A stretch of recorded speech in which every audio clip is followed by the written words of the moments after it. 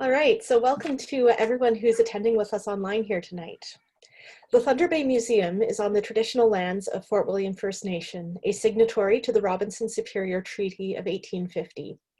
We recognize that the story of this region goes back much farther than settlement, and our history includes contributions of many Indigenous peoples and communities over the centuries. As we're participating from home or other private spaces tonight, I encourage you to reflect on the history of the land you're on and its First Peoples. I'm very glad to see people attending here online. 2020 has proved to be a real challenge for the museum's programming, but we've adapted, made changes, and tried new things. We are still holding our full slate of Tuesday evening lectures. Stay tuned for news about what will be happening in the new year. We've also had to change many of our fundraising events and plans for this year, but our classic car raffle is in full swing, and you can purchase tickets online or by phone. The 1969 Chevrolet Camaro will be drawn for on May 1st, 2021. Also, while this lecture series is free and open to the public, I'd encourage you to consider purchasing a museum membership for yourself or as a gift for friends or family to support all the varied work that we're doing. During tonight's session, please feel free to make use of the Q&A feature on Zoom. We'll make sure there's lots of opportunity for questions to be asked and answered. If you're having any technical difficulties, please let us know there as well. Tonight's lecture is given by Kathy Woodbeck. Kathy is the Executive Director of the Thunder Bay Multicultural Association. She is now in her 26th year there and has truly enjoyed the work and the people she meets. She is a graduate of Lakehead University with a Master of Arts in 1993 and has served as a municipal councillor in her home township of Conwy. Kathy's grandparents and great-grandparents all immigrated to Canada from Finland and one from Sweden in the early 1900s. She is a northern outdoors enthusiast who enjoys fishing, kayaking, and being in the garden. Thank you so much for joining us, Kathy, and I will turn it over to you now. Thank you very much. And I hope everyone can hear me well. It's a thrill for me to take everyone on a tour through the Thunder Bay Multicultural Association and our history, and just a little bit about our building, the association, and what's gone on there in the past almost 50 years for the organization. I too wanted to make sure that we acknowledge the traditional territory that we are on. I live in Kagabeka Falls, and in the spirit of reconciliation, I wanted to acknowledge we're on the traditional territory of the Anishinaabe people and the Robinson Superior Treaty of 1850. With a presentation on immigration and on the Multicultural Association, I also wanted to add that as settlers, we are grateful for the opportunity to live and work here, and we thank the generations of people that have gone before us that have taken care of this land for thousands of years. We recognize their historic connection to this place, as well as the contributions that the Métis, Inuit, and other Indigenous peoples have made both in shaping and in strengthening our community and our province and our country. So the Thunder Bay Multicultural Association, known as TBMA, officially began as the Thunder Bay Council of Ethnic Organizations. During the late 60s and early 1970s, there was a lot going on as far as official languages discussions and multiculturalism discussions and ethnic organization formation. And the small groups of ethnic organizations that were forming in Thunder Bay were gathering together as small groups. And they had started to meet informally right around the time that Fort William and Port Arthur joined in the amalgamation to create Thunder Bay. And around the same time was the official announcement of multiculturalism policy by the Canadian government by Prime Minister Pierre Trudeau in 1971. Prior to that, a small group were meeting as the Lakehead Folk Arts Council in the 1960s, and another group was organizing as the Council of Ethnic Organizations. And there was a desire among all of these ethno-specific organizations to come together, to work together as a multicultural group, to work together on issues of common interest, to create a meeting hall for themselves, to potentially hold festivals and other ethnic gatherings of all the different groups in the city. So the mission statement of the first organization really focused on public education, on cultural understanding, a bit on the sense of unity among the ethnic groups. So it was the Council of Ethnic Organizations that formed in March of '72.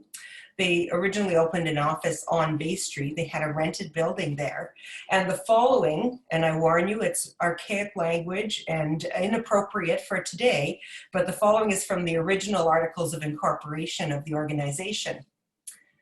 So some of their objectives were to create and foster a spirit of generous consideration among Canadians, studying our country's relationships and the problems there, a stronger voice for the ethnic community, creating a multicultural society, to undertake projects that would involve all of these different small ethnic groups, to foster a sense of cooperation and unity. Are you getting the feeling of the food, folks, and fun type of feel of multiculturalism in that time? Is really where focused and how it organized at that time. So to undertake public education projects and to further the interest of ethnic cultures in Canada, creating, fostering faith in the principles of humanity, dignity of the individual, and the brotherhood of all people. So you can tell that the language is a little dated. In 1987, the organization purchased the old Court Street Fire Hall. So it was the Port Arthur Central Fire Station, and it was deemed at the time to be surplus by the city of Thunder Bay. And the building was not looking anything like it does today. It was built in 1906. The architect was Thomas Hanley, a local Port Arthur architect, and they built the two-story structure really to hold horse-drawn fire wagons with stables at the back for horses. So there were the 4 arched wooden doors, and over the years that facade was transformed. They added enormous fire doors and newer firefighting equipment later, and it became these large garage doors that you'll see in photos that I'll show shortly. We commissioned, the Thunder Bay Multicultural Association commissioned the local architect, Geza, he called himself George, Benzel, to renovate the structure and create an office on the 2nd floor, a community hall for the use of all the ethnic groups on the 1st floor, and then to make sure that the exterior design of the old 1906 fire hall was recreated on the facade of the building. So the renovated structure was 4,000 square feet of office space and 2,000 square feet of community hall on the main floor. And it was for the use of groups that didn't have their own ethnic halls. And in 2005, that community hall wasn't being used or utilized very much. And it was redesigned to create an English as a second language school with 2 large classrooms and a smaller classroom. So here are the comparison photo of the horse-drawn fire hall with the large arched doors, and then the one on the top right is celebration. So at Christmas time or any other celebrations, the hall was. And the bottom is our current building. And I'll show you some of the features of the current building where you can see that it was built forward and the new section that was built onto it. So here is the original fire hall in all its glory with the horse-drawn carriages and the huge doors. This portion of brick on the front of this part of the building is actually within the walls of our 2nd floor, and the 1st floor you can see it, but it's not the front of the building any longer. It was built forward. So there's quite a bit of space between the front of this building and Court Street. You can see on the left-hand side there, and there'll be I'll show you another photo of that as well. But the horses were kept in the back. The stable was in the back, and it was lower than the main part of the fire hall. A few years ago, when they were starting to replace the water mains and replace the sewage and electrical down Cook Street, the street was dug up, and while the workers were in there looking for old pipes, fixing things up, they came up with bones, and everyone had a panic, and they didn't know what they were and what they came from. And I happened to be parking in our parking lot when they came out with these, and I said, well, they're probably horse bones. And they said, well, what do you mean? I said, it was a horse-drawn fire hall, and I would assume that if they had to get rid of horses that might have died, they might have buried them out back. So they did take them to Lakehead University, and they did the testing on it, and it was horse bones. So I would imagine that's probably what happened back there. And here's just one of the, I believe it might be a pumper wagon, but one of the wagons from that time. And decorated. And you can see that there is a front tower and a back tower, and I'll talk a little bit about that shortly. It has a flat roof that amazingly has really stood the test of time. So this, from this photo, you can see the front hose drying tower and the rear, or front bell tower and the rear hose drying tower, and the original furnace chimney that's on the back there. You can see the funeral home next door, and you can also see where behind it had been various other buildings. There was a police station. Some said there was a courthouse, the gallows, and a jail, and further down the street, a stable and almost like a taxi service with horse and carriage down Cook Street. So the one-story tower at the southwest corner was the fire bell, and behind it on the second tower was a hose drying tower. It was used for drying hoses. So the hose drying tower still exists on the building. The hooks are still hanging high in the peak. The bell tower was too heavy for the structure to bear, so it was moved earlier in renovations by the city when they were creating the fire hall in, I believe, the 70s. But the bell was relocated to its current home at Hillcrest Park. So if you go and see the large bell at Hillcrest Park, it is the bell from the bell tower on that fire hall. And behind the fire hall, as I said, was the stable. So this is what it looked like later years. So the front facade with the huge arch doors and all of the red brick was gone. And in front of it was built these large garage doors for vehicle traffic.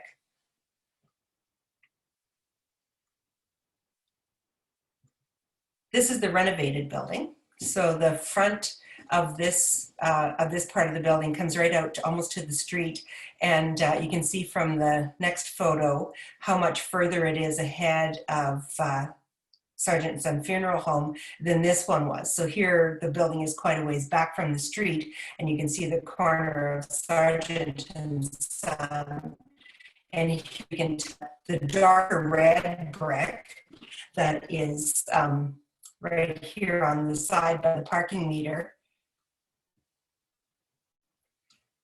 The lighter painted was recreated when the association purchased the building and built the offices upstairs and the main hall downstairs. And it was built and recreated to look like the original with the large arches and the arched doors.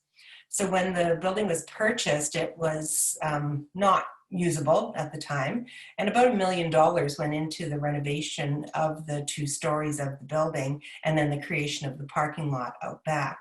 The furnace, as you can see, was placed on the roof, and the hose drying tower that is still there is in fairly good shape with stairs still available. So once in a while on the Open Doors Thunder Bay, we allow tours through, and a lot of people come and want to have a look at the hose drying tower up there. So recent upkeep to the building, we've had the doors refinished. We were approached by the son of the gentleman who originally built the wooden doors and finished them. He wanted to, in memory of his father, come and do a refurbish of the doors, and they look absolutely beautiful. In the interior, there are a number of amazing features. The basement is made entirely of stone. It's got a history riddled with stories of tunnels to the waterfront during Prohibition, of a potential rum run, of a tunnel that went from the fire hall right under the police station to the waterfront. None of those, I don't know if they're true or they're not, but they're good stories. The original explosives room downstairs still remains, and there's a solid metal red door that is about 2.5 or 3 inches thick, and it would contain a fire or an explosion if it was in that room. So there was a wax seal on the top of the door, and when, if anything was burning or hot in that room, the wax seal would melt and the large weight would drop and the door would slam shut. So here is the in one of the walls of the interior of the basement, and it's all stone stuck together. The downstairs of our building in that basement is a continuous temperature. It's like a ground source heating. It's about the same 18 degrees or so in the summer and in the winter. And these are the doors. These are the solid doors that slam shut, and the three big locks lock on them. And if anything happened to explode within that room, it wouldn't start the rest of the fire hall on fire. And this is the designation of the building as heritage property with the same information that I've just given. And this is the restoration of the front doors. And it's still so the Folk Art Council, that I said was operating in the mid-60s to the late 60s, held the first Festival of Nations. These are like precursors to the Folklore Festival. And the Christmas Festival of Nations in 1967, I don't know if you know any of the folks listed here, but the president of the Lakehead Folk Arts Council was Mrs. E.P. Newman. There are several other, these are very, very small. I don't know if I can enlarge that. But there is the Folk Arts Council itself, a Croatian association, Danish, Estonian, Finnish, French Canadian, German, Greek, Italian, Japanese, Latvian, Lithuanian, Norwegian, Slovak, Slovenian, Swedish, and Ukrainian. These are the groups that participated that year. This is the 10th anniversary of the Folklore Festival. And as an organization, the Thunder Bay Multicultural Association has been presenting this since 1972, the formation of the first organization in 72. In 1976, the organization was incorporated, but the first folklore was in 1972. So in 2022, we would be coming up on the 50th anniversary. But unfortunately, once during the strike by the city, there was no folklore. And this past year in May, due to COVID, there was no folklore. So I think our 50th anniversary is going to have to wait a couple of years. So here are some of the groups that were involved in some of the events that were involved in that 10th anniversary Folklore Festival. So if you recognize any of the names there. Some of the very first members of our board of directors in 1972 are there. One is Mrs. Willie Templeman and one is Mr. Peter Schufak. So Willie from the Dutch Canadian Association actually just stopped by my office the other day and is doing fantastic. And she's been there for almost 50 years. And Peter Schufak was one of the signing members on the first articles of incorporation in 1976. So the ethnoculture groups in our city really have had a long history in things like the Folk Arts Council, the Folklore Festival, the Christmas festivals, and hosting a lot of different things. So folklore really was formed and grew out of that 1971 idea of the multiculturalism, the food, folks, and fun idea of bringing groups together and sharing culture. And from the beginnings of the association, that idea of trying to foster welcoming and foster acceptance through learning about other cultures. Things have changed and we've moved on quite a bit from that, but we still do present the Folklore Festival. So 1,000 volunteers are involved in that every year, and it's amazing. And we've had attendance generally over the past 10 years of about 10,000 people over the 2 days of the festival, 5,000 generally on the Saturday and 6,000 on the Sunday. And the groups that have participated have really changed over the years. And I've seen this in the 26 years that I've been working there with ethnocultural organizations and other groups that have organized within the city. They've emerged over time, and some have started to dwindle over time. And I've found that, like the Finlandia Association, as members have gotten older, they haven't been as involved. The German Association members were all older and they haven't participated in folklore anymore. The Hungarian Association. So over time, as the membership ages, they haven't had as much youth participation. That resulted in them not being able to take part in folklore any longer. And the new groups that are emerging, the Karen-speaking Burmese, the new Syrian in the city that have arrived recently, other groups that have come, created new organizations and have come to folklore to present their dance and song and food and culture to us in the city. So it's changed over the years. So we've moved on from that earlier approach of food, folks, and fun and the celebration of multiculturalism, really to focus on diversity, integration, anti-racism. So in 1987, David Crombie introduced the Canadian Multiculturalism Act, and that enshrined multicultural policy really into law, but it declared that we would recognize and promote the understanding that multiculturalism is a fundamental characteristic of the Canadian heritage and identity. And even, I do believe that even from that, we've moved forward into promoting participation of all in our community and trying to eliminate barriers and to work towards equity and inclusion in our communities.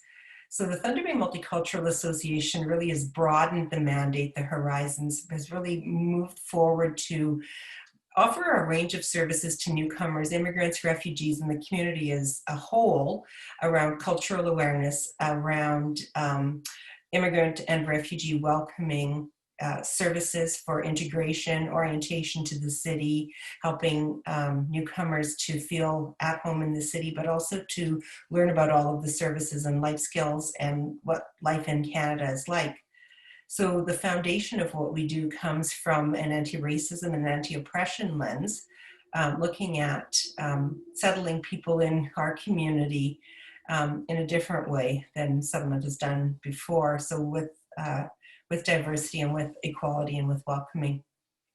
Newcomers adapt to our community at different rates and in different ways over time from a number of different countries, but through different streams of immigration as well. So there are economic immigrants, there are family class immigrants, and there are protected persons and refugees who come through the refugee stream of government assisted and privately sponsored refugees to our community. So the waves of immigration have really been shown in the groups that have been a part of our association over the years. So the early British, French, Irish, Finnish, Italian, Polish, Ukrainian, German immigrants coming through the 1800s and the early 1900s. And then that moved towards Dutch, German, Hungarian, Portuguese, Czech arrivals. Since I've been working at the association, we welcomed when I first started, the very last of the Vietnamese refugees, Ugandan, Kosovar, Somali newcomers, and now more recently, all of the different groups that have come through the government-assisted refugee program.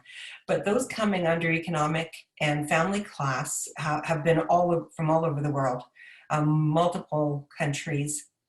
The countries of origins change dramatically over the years, depending on what's happening economically and world war-wise in the world. In 1913, I found this very interesting. There were over 400,000 arrivals in Canada of permanent residents arriving as immigrants in 1913. In the recent years, the highest that I've seen, and the closest that compares, is the year 2019, where we had 341,000 immigrants arrive in Canada. Recently, those numbers have been down. Certainly for this year, they're going to be low, I believe, somewhere around 190,000. With the low birth rate and the slow population growth in Canada, we've really seen the population decline, the aging population, and the working population decline. So the immigration minister, Marco Mendicino, has released our levels for the next few years. So we know that at the Thunder Bay Multicultural Association, we're going to be very busy over the next few years. Immigration level plans for 2021 to 2023 are 401,000 new permanent residents in 2021, 411,000 in 2022 and 421,000 in 2023. The whole levels plan is available at the federal immigration website, cic.gc.ca, and it does really break down economic immigrants, privately sponsored, government-sponsored refugees, family class, family reunification, and then provincial nominees. So in Thunder Bay, we now have the Rural and Northern Immigration Pilot, which is a community nominee process. And it's really focused on nominating immigrants to the city under specific jobs that we have need of. So employers register, and employers are looking for employees in specific areas that are hard to fill. And folks apply for those. And once that match has been made, they apply to the Community Economic Development Corporation to have that person nominated to Immigration Canada for landing. These are who we've served just over the past year. I wanted to give a feel of what's been happening recently and who we see on a regular basis and who has arrived in the city over the past year or the past few years. And I don't think that in general, people are really aware of how many people come to our community in any given year. So these are the countries of new arrivals that we had not had as clients or seen before, first-time clients in 2019. So they came from 79 different countries.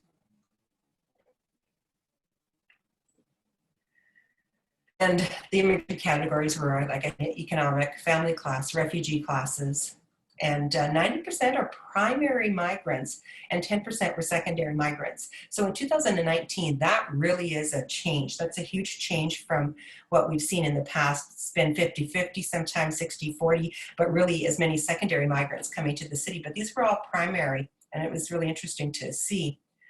In 2016, we began receiving refugees under the Refugee Resettlement Assistance Program.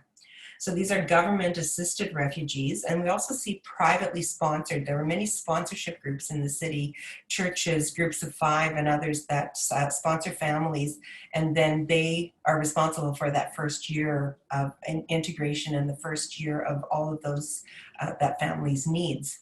And we've seen successful, incredibly successful sponsorships happening where before that first year is up, the families are working and within a couple of years purchasing a home and becoming integral parts of our community.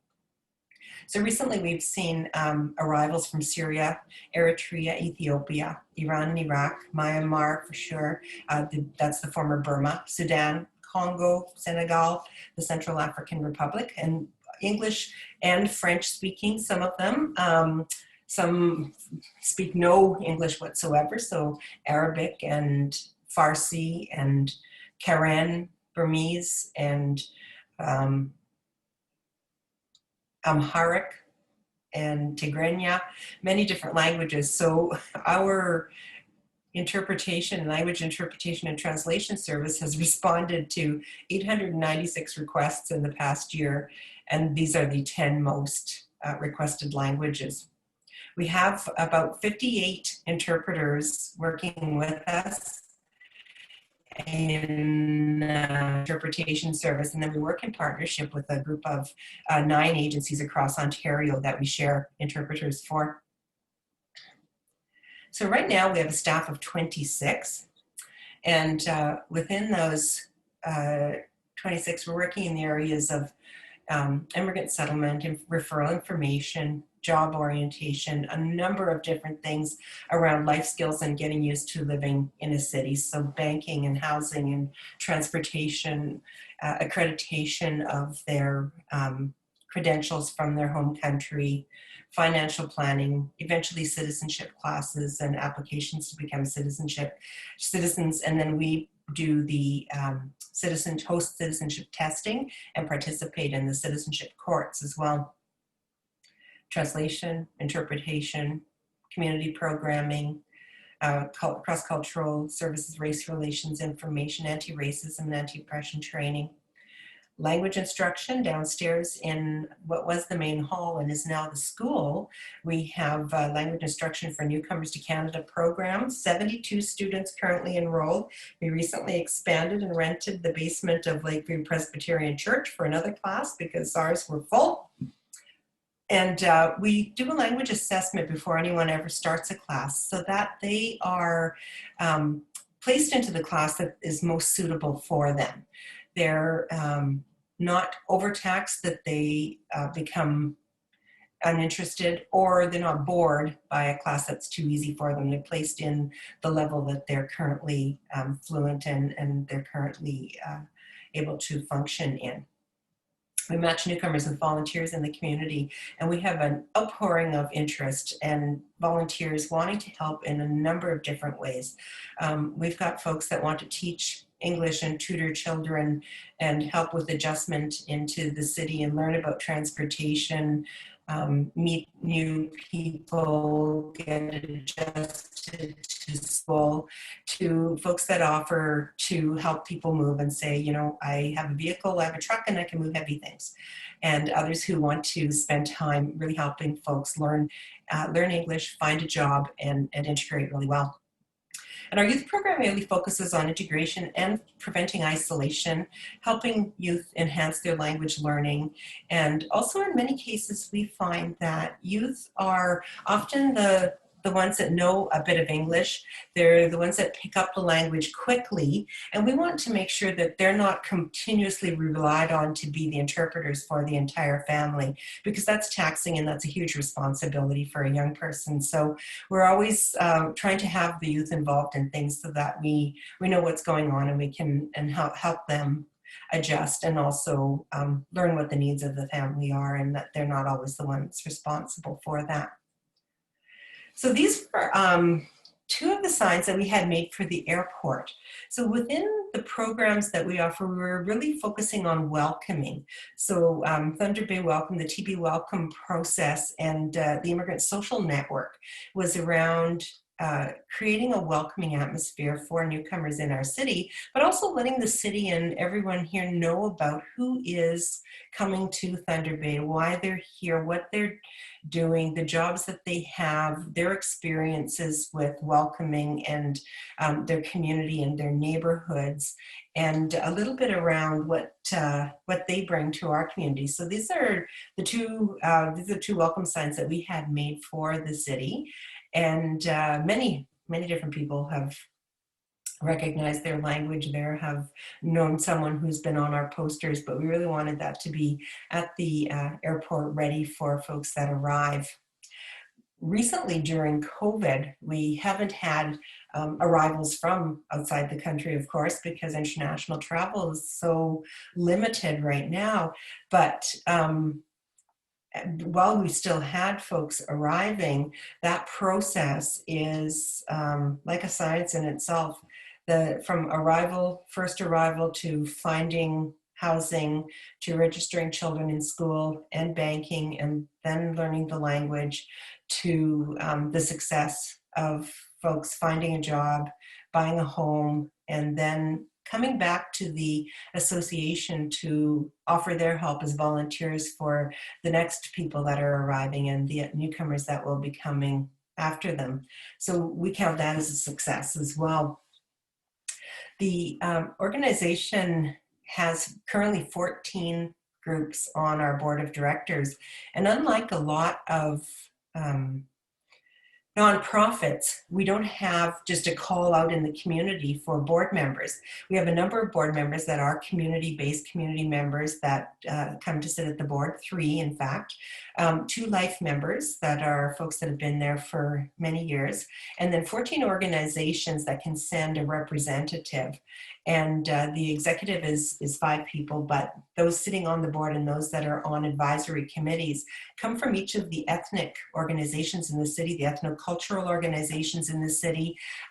Over time, it's been some of the larger groups in the city. The Caribbean African Multicultural Association of Thunder Bay isn't a specific ethnocultural group or a specific group as far as you know, like the German Association, the Finnish Association, the Thunder Bay Chinese Association, but they created a group together to be a part of our association. So we have a wide variety. The Thunder Bay Muslim Association and the Thunder Bay Arab and Muslim Association have been a part of the board for many years as well. Most recently, the recently arrived Karen, speaking Burmese, now Myanmar, have been creating their own association. They have their own church now on Secord Street, and that community is ever growing in the city, getting close to 600 people now. So I do anticipate that they'll have an organization before too long. So our membership is continuously changing with the groups that cease to exist or slowly drop off, or with the new and emerging groups that are coming forward. So some of the work that we've really focused on now is around community building and working with the Rural and Northern Immigration Partnership, as well as working with communities in the whole region to welcome newcomers into the areas that they need, especially in employment, and for growing some of the rural communities that are seeing their populations decline. Here is my contact information, and any of are really thrilled to talk about programming. If anyone needs or would like to have information around our programming, to hear about what we do, to if you know employers that are interested in hiring newcomers, if you have anyone or know of anyone that would like to volunteer, if you know of youth that would like to participate in our programs for youth are for anyone. It doesn't have to be a newcomer to Thunder Bay. We do youth programming for everybody in the community. And it's one of the places that we've found such interesting and amazing relationships that are formed and friendships that are made there. Our focus in the first couple of years of the youth program was on Indigenous youth and newcomer youth, and they found that they have a lot in common in getting established in Thunder Bay, in finding ways to fit in getting to know each other. And it's been a wonderfully successful program with youth. And then we have a youth mentorship program as well. That's a peer mentoring homework club and other programs available for youth in the community. I don't know if there are any questions. It's a long, ever-changing and evolving history with the organization, and there have been so many people involved, and that's what I find with the Thunder Bay Multicultural Association, is that as we talk about program, or we talk about past folklores, or we talk about specific ethnocultural organizations, there's always somebody that has a connect to one of them, or a history with one of the ethnic organizations in the city. And it's nice to hear stories about that, to see photos. So if anyone has any of that information, we're always thrilled to hear about it as well. Okay, well, thank you, Kathy, very much for that wonderful presentation. For those who don't know me, my name is Scott Bradley. I am the Executive Director of the Thunder Bay Museum, and we are in the question and answers portion of this presentation. So if you do have questions, please find that Q&A button on your Zoom interface there and type in your questions, and we'll ask those of Kathy here very shortly. I do have one question. This is actually for me. So in the fire station, in its original configuration, why was there an explosives room, and what were they used for? They stored anything that was flammable or explosive in it. So there were fuel barrels or gas barrels, or anything for, once they were motorized vehicles, they actually had their own gas barrels down there for different things. And from what I could see, they even had explosives down there. So there were markings on the wall that said fuel goes here, arrows that say explosives here. So I'm not sure why, but there were a lot of different things stored there. Sounds exciting. Okay. And my biggest fear going downstairs is that I make sure that big door is, and that there's a little wedge underneath it, because if it ever shuts and you were in there, you'd be there forever. Oh, wow. I don't think a cell phone would work from down there either. Sarah, any questions from your list? Well, given that the organization is nearly 50 years old now, I'm wondering what you see for the future of the Multicultural Association, looking maybe another 50 years into the future. Oh my goodness. Well, I think that, the groups and the arrivals change over time. Programming certainly changes over time, and the groups that are involved do. But I think that the integration piece, the settlement piece will always be there. I also think that there's a role to be played for the organization in community relations and in anti-racism and anti-oppression work, and certainly in taking on the conversation around settlers and settlement and Indigenous populations and working together and building a community together. So we've been spending a lot of time thinking about and talking about how both the Folklore Festival and our programming could be applicable to anyone coming to the city, not necessarily immigrants and refugees. So anybody wanting to locate. So our mentoring programs and are helping to find housing. So we look at that and we wonder where it will go and how it will grow. We also look towards community partnerships and community participation on our board of directors to recruit in that way, to have people that are not only involved in our volunteer efforts, but also involved in the governance of the organization. Wonderful. So we did have one comment come into the Q&A box there. So Hassan Taki said, Hi, Hassan. Great presentation. Thanks, Kathy, is the comment there. Anyone else, if you do have questions or comments, please do type them into that box and we'll get them forward. And if ever in the future, when we are able to gather and get together, anyone wants to tour the building or have a look during the summertime at the hose drying towers or the downstairs, or see a bit of the history of the building, we're more than happy to take folks on tour once we're able to do that. Wonderful. And I'm hoping that we will have Folklore Festival in the future as well.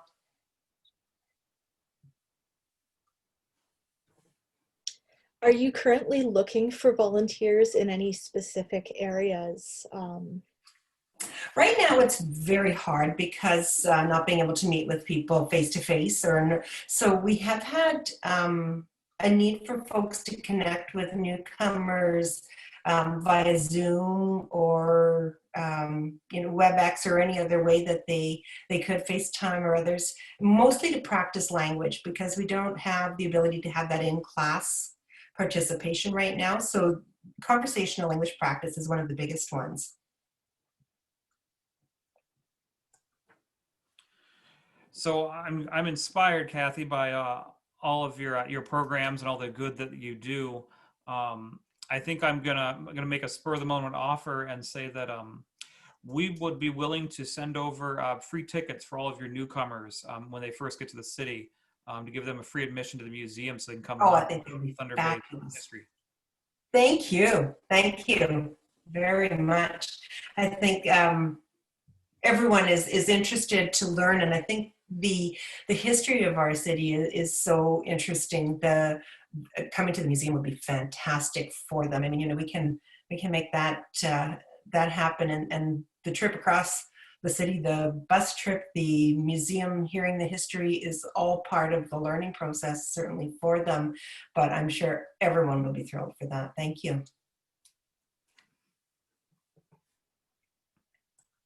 There's an interesting process within new arrivals to getting used to the city, to learning about the issues of the city, to understanding the language and hearing about what's in the news or what's going on within our community. So we take very seriously helping newcomers understand the history of Canada, certainly, and Indigenous populations and the complex issues within our city, but also to know our history and our past. So we talk about things like residential schools and the Indigenous history of Canada. And it's something that newcomers to Thunder Bay are really interested in. And there's a connect to a lot of the Indigenous peoples within many of the countries that they come from. So it's always a very informative and interesting conversation when we have information sessions like that.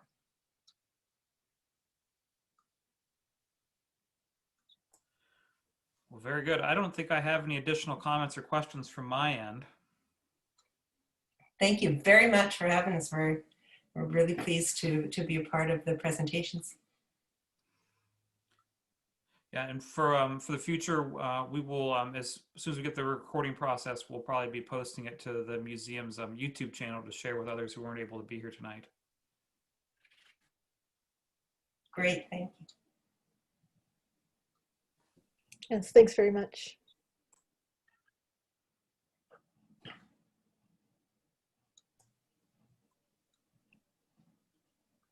There we go, stop the screen share.